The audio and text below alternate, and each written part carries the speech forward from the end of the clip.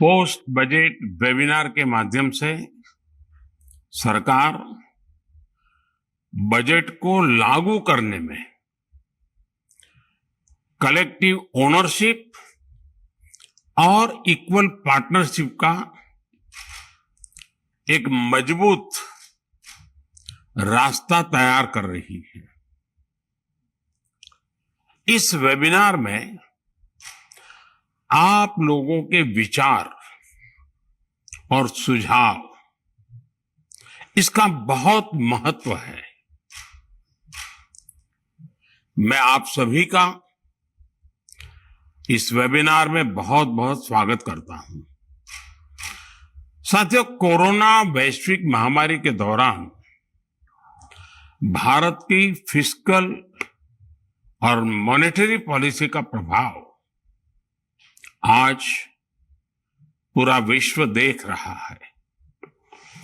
ये बीते 9 वर्षों में भारत की इकोनॉमी के फंडामेंटल्स को मजबूत करने के सरकार के प्रयासों का ही नतीजा है। एक समय था जब भारत पर भरोसा करने से पहले भी 100 बार सोचा जाता था। हमारी इकोनॉमी हो, हमारा बजट हो, हमारे लक्ष्य हो, जब भी इनकी चर्चा होती थी तो शुरुआत एक क्वेश्चन मार्क के साथ होती थी और उसका एंड भी एक क्वेश्चन मार्क से होता था। अब जब भारत फाइनेंशियल डिसिप्लिन, ट्रांसपेरेंसी और इंक्लूसिव अप्रोच को लेकर चल रहा है तो एक बहुत बड़ा बदलाव भी हम देख रहे हैं। अब चर्चा की शुरुआत पहले की तरह क्वेश्चन मार्क की जगह विश्वास ने ले ली है और चर्चा के अंत वाले समय में भी क्वेश्चन मार्क की जगह अपेक्षा ने ले ली है। आज भारत को वैश्विक अर्थव्यवस्था का ब्राइट स्पॉट कहा जा रहा है। भारत आज G20 की प्रेसिडेंसी का दायित्व भी उठा रहा है। 2021-22 में अब तक का सबसे ज्यादा FDI देश को प्राप्त हुआ है। इस निवेश का बड़ा हिस्सा मैन्युफैक्चरिंग सेक्टर में हुआ है। PLI स्कीम का लाभ उठाने के लिए लगातार एप्लीकेशन आ रही है। हम ग्लोबल सप्लाई चेन का अहम हिस्सा भी बनते जा रहे हैं। निश्चित तौर पर ये कालखंड भारत के लिए बहुत बड़ा अवसर लेकर आया है और हमें ये मौका जाने नहीं देना चाहिए। इसका पूरा लाभ उठाना चाहिए और मिलकर के करना चाहिए। साथियों, आज का नया भारत अब नए सामर्थ्य से आगे बढ़ रहा है। ऐसे में भारत के फाइनेंशियल वर्ल्ड के आप सभी लोगों की जिम्मेदारी भी बढ़ गई है। आज आपके पास दुनिया का एक मजबूत फाइनेंशियल सिस्टम है। जो बैंकिंग व्यवस्था 8-10 साल पहले डूबने की कगार पर थी, वह अब लाभ में आ गई है। आज आपके पास ऐसी सरकार है जो लगातार साहसपूर्ण निर्णय कर रही है। नीतिगत निर्णयों में बहुत ही क्लैरिटी है, कन्विक्शन है, कॉन्फिडेंस भी है। इसलिए अब आपको भी आगे बढ़कर के काम करना ही चाहिए, तेजी से काम करना चाहिए। साथियों, आज समय की मांग है कि भारत के बैंकिंग सिस्टम में आई मजबूती का लाभ ज्यादा से ज्यादा आखिरी छोर तक, जमीन तक पहुंचे। जैसे हमने एमएसएमईज को सपोर्ट किया, वैसे ही भारत के बैंकिंग सिस्टम को ज्यादा से ज्यादा सेक्टर्स की हैंड होल्डिंग करनी होगी। महामारी के दौरान 1,20,00,000 एमएसएमईज को सरकार से बहुत बड़ी मदद मिली है। इस वर्ष के बजट में एमएसएमई सेक्टर को 2 लाख करोड़ का additional collateral free guaranteed credit भी मिला है। अब ये बहुत जरूरी है कि हमारे बैंक उन तक पहुंच बनाए और उन्हें पर्याप्त फाइनेंस उपलब्ध कराए। साथियों, फाइनेंशियल इंक्लूजन से जुड़ी सरकार की नीतियों ने करोड़ों लोगों को फॉर्मल फाइनेंशियल सिस्टम का हिस्सा बना दिया है। बिना बैंक गारंटी 20 लाख करोड़ रुपए से ज्यादा का मुद्रा लोन, सरकार ने ये बहुत बड़ा काम नौजवानों के सपने पूरे करने में सार्थक काम किया है, मदद की है। पीएम स्वनिधि योजना के माध्यम से 40 लाख से ज्यादा रेहड़ी पटरी वाले छोटे दुकानदारों को पहली बार बैंकों से मदद मिलनी संभव हुई है। आप सभी स्टेक होल्डर्स को कॉस्ट ऑफ क्रेडिट कम करने, स्पीड ऑफ क्रेडिट को बढ़ाने और स्मॉल एंटरप्राइज तक तेजी से पहुंचाने के लिए भी प्रोसेस को री इंजीनियर करना बहुत जरूरी है और उसमें टेक्नोलॉजी भी बहुत मदद कर सकती है।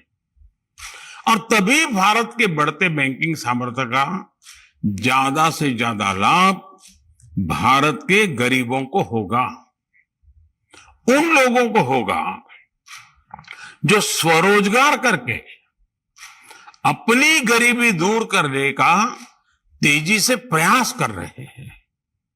साथियों, एक विषय वोकल फॉर लोकल और आत्मनिर्भरता का भी है। ये हमारे लिए चॉइस का मुद्दा नहीं है। महामारी के दौरान हम देख चुके हैं, ये भविष्य को प्रभावित करने वाला मुद्दा है। वोकल फॉर लोकल और आत्मनिर्भरता का विजन एक नेशनल रिस्पॉन्सिबिलिटी है। वोकल फॉर लोकल और आत्मनिर्भरता मिशन, इसके लिए देश में एक अभूतपूर्व उत्साह हम देख रहे हैं। इस वजह से घरेलू उत्पादन तो बढ़ा ही है, एक्सपोर्ट भी रिकॉर्ड वृद्धि आई है। सामान हो या सेवा का क्षेत्र, हमारा निर्यात 2021-22 में ऑल टाइम हाई रहा। एक्सपोर्ट बढ़ रहा है, यानी भारत के लिए बाहर ज्यादा से ज्यादा संभावनाएं बन रही हैं। ऐसे में हर कोई ये जिम्मेदारी ले सकता है कि वो स्थानीय कारीगरों को बढ़ावा देगा, वो एंटरप्रेन्योर्स को प्रोत्साहित करेगा। अलग अलग समूह, संगठन, chamber of commerce, industrial associations, जितने भी व्यापार उद्योग जगत के संगठन हैं, वे मिलजुल करके बहुत सारे इनिशिएटिव ले सकते हैं, कदम उठा सकते हैं। मुझे विश्वास है कि जिला स्तर पर भी आप लोगों का नेटवर्क है, आपकी टीमें हैं। ये लोग जिले के उन उत्पादकों की पहचान कर सकते हैं जिनका बड़े पैमाने पर निर्यात किया जा सकता है। और साथियों, वोकल फॉर लोकल की बात करते हुए हमें एक और स्पष्टता रखनी होगी। ये सिर्फ भारतीय कुटीर उद्योग से चीजें खरीदने से कहीं ज्यादा बड़ा है, वरना हम तो दिवाली के दियों में अटक जाते हैं। हमें देखना होगा कि ऐसे कौन से क्षेत्र हैं जहां हम भारत में ही कैपेसिटी बिल्डिंग करके देश का पैसा बचा सकते हैं। अब देखिए, हायर एजुकेशन के नाम पर हर साल देश का हजारों करोड़ रुपए बाहर जाता है। क्या इसे भारत में ही एजुकेशन सेक्टर में निवेश करके कम नहीं किया जा सकता? एडिबल ऑयल मंगाने के लिए भी हम हजारों करोड़ रुपए बाहर भेजते हैं। क्या हम इस क्षेत्र में आत्मनिर्भर नहीं बन सकते हैं? ऐसे सभी सवालों का उत्तर आप जैसे अनुभवी फाइनेंशियल वर्ल्ड के लोग उसका सटीक उत्तर दे सकते हैं, रास्ता सुझा सकते हैं। मुझे उम्मीद है आप इस वेबिनार में इन विषयों पर भी गंभीरता से जरूर चर्चा करेंगे। साथियों, आप सभी एक्सपर्ट जानते हैं कि इस साल के बजट में कैपिटल एक्सपेंडिचर में भारी बढ़ोतरी हुई है। इसके लिए 10 लाख करोड़ का प्रावधान किया गया है। पीएम गति शक्ति की वजह से प्रोजेक्ट की प्लानिंग और उसे लागू करने में अभूतपूर्व तेजी आ गई है। हमें अलग अलग ज्योग्राफिकल एरियाज और इकोनॉमिक सेक्टर्स के प्रगति के लिए काम करने वाले प्राइवेट सेक्टर को भी ज्यादा से ज्यादा सपोर्ट करना होगा। मैं आज देश के प्राइवेट सेक्टर से भी आह्वान करूंगा कि सरकार की तरह ही वो भी अपना इन्वेस्टमेंट बढ़ाएं ताकि देश को इसका ज्यादा से ज्यादा लाभ हो। साथियों, बजट के बाद टैक्स को लेकर के भी काफी बातें होती रही है।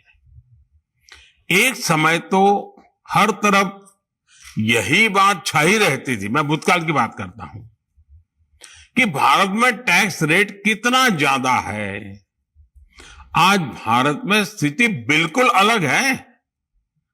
जीएसटी की वजह से, इनकम टैक्स कम होने की वजह से, कॉरपोरेट टैक्स कम होने की वजह से भारत में टैक्स बहुत कम हुआ है। वो बर्डन नागरिकों पर बहुत कम होता जा रहा है। लेकिन इसका एक और एस्पेक्ट भी है। 2013 और 14 के दरमियान हमारा ग्रॉस टैक्स रेवेन्यू करीब 11 लाख करोड़ था। 23-24 के बजट में अनुमानों के मुताबिक ग्रॉस टैक्स रेवेन्यू अब 33 लाख करोड़ से ज्यादा का हो सकता है। ये बढ़ोतरी 200% की है। यानी भारत टैक्स का रेट कम कर रहा है, लेकिन इसके बावजूद टैक्स का कलेक्शन लगातार बढ़ रहा है। हमने अपना टैक्स, उस टैक्स बेस को भी बढ़ाने की दिशा में काफी कुछ किया है। 2013-14 में करीब 3.5 crore individual tax return file होते थे। 2021 में ये बढ़कर 6.5 करोड़ हो चुका है। साथियों, टैक्स देना एक ऐसा कर्तव्य है जो सीधे सीधे राष्ट्र निर्माण से जुड़ा है। टैक्स बेस में बढ़ोतरी इस बात का प्रमाण है कि लोगों को सरकार पर भरोसा है और वो मानते हैं कि जो टैक्स वो दे रहे हैं उसे पब्लिक गुड के लिए ही खर्च किया जा रहा है। उद्योग जगत से जुड़े होने के नाते और इकोनॉमिक आउटपुट के सबसे बड़े जनरेटर के तौर पर यह हमारी जिम्मेदारी है कि टैक्स बेस की बढ़ोतरी को प्रोत्साहित किया जाए। आपके सभी संगठनों ने आपके सभी मेंबर्स को इस विषय में लगातार आग्रह करते रहना चाहिए। साथियों, भारत के पास ऐसे टैलेंट, इंफ्रास्ट्रक्चर और इनोवेटर्स हैं जो हमारे फाइनेंशियल सिस्टम को टॉप पर पहुंचा सकते हैं। इंडस्ट्री 4.0 के इस दौर में भारत आज जिस तरह के प्लेटफॉर्म विकसित कर रहा है वो पूरी दुनिया के लिए मॉडल बन रहा है। जेम यानी गवर्नमेंट ई मार्केट प्लेस ने भारत के दूर सुदूर में रहने वाले छोटे दुकानदार को भी सरकार को सीधे अपना सामान बेचने का सामर्थ्य दिया है। भारत जिस तरह डिजिटल करेंसी में आगे बढ़ रहा है वो भी अभूतपूर्व है। आजादी के 75वें वर्ष में डिजिटल तरीके से 75,000 करोड़ ट्रांजैक्शन ये बताता है कि यूपीआई का विस्तार कितना व्यापक हो चुका है। रुपए और यूपीआई सिर्फ कम लागत और अत्यधिक सुरक्षित टेक्नोलॉजी पर नहीं है, बल्कि ये दुनिया में हमारी पहचान है। इसे लेकर इनोवेशन की अपार संभावनाएं हैं। यूपीआई पूरी दुनिया के लिए फाइनेंशियल इंक्लूजन और एम्पावरमेंट का माध्यम बने। हमें इसके लिए मिलकर के काम करना है। मेरा सुझाव है कि हमारे जो फाइनेंशियल इंस्टीट्यूशंस हैं उन्हें फिनटेक के रीच को बढ़ाने के लिए उनके साथ ज्यादा से ज्यादा पार्टनरशिप भी करनी चाहिए। साथियों, अर्थव्यवस्था को मजबूती देने के लिए कई बार बहुत छोटे छोटे प्रयासों से बड़ा असर होता है। जैसे एक विषय है बिना बिल लिए सामान खरीदने की आदत। लोगों को लगता है कि इससे हमारा तो कोई नुकसान हो नहीं रहा है, इसलिए वो अक्सर बिल के लिए पूछ भी नहीं करते। जितना ज्यादा लोगों को ये पता चलेगा कि बिल लेने से देश का फायदा होता है, देश प्रगति की राह पर जाने के लिए ये बहुत बड़ी व्यवस्था विकसित होती है। और फिर देखिएगा लोग आगे बढ़कर के बिल की मांग जरूर करेंगे। हमें बस लोगों को ज्यादा से ज्यादा जागरूक करने की जरूरत है।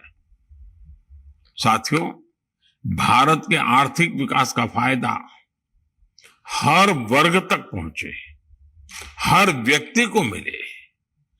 आप सभी को इस सोच के साथ ही काम करना चाहिए।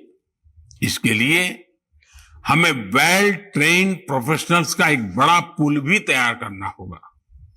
मैं चाहता हूं कि आप सभी ऐसे हर फ्यूचरिस्टिक आइडियाज पर विस्तार से चर्चा करें। मुझे पूरा भरोसा है कि फाइनेंशियल वर्ल्ड के आप लोग, जिनके माध्यम से देश में बजट के कारण एक सकारात्मक वातावरण पैदा हुआ, आपने बजट की भूरी भूरी प्रशंसा की। अब हम सबका दायित्व है कि इस बजट का मैक्सिमम लाभ देश को कैसे मिले, समय सीमा में कैसे मिले, एक निश्चित रोड मैप पर हम कैसे आगे बढ़े।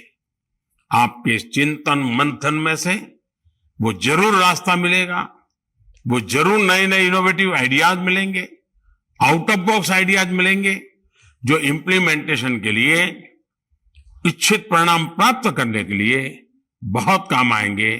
मेरी आप सबको बहुत शुभकामनाएं हैं। धन्यवाद।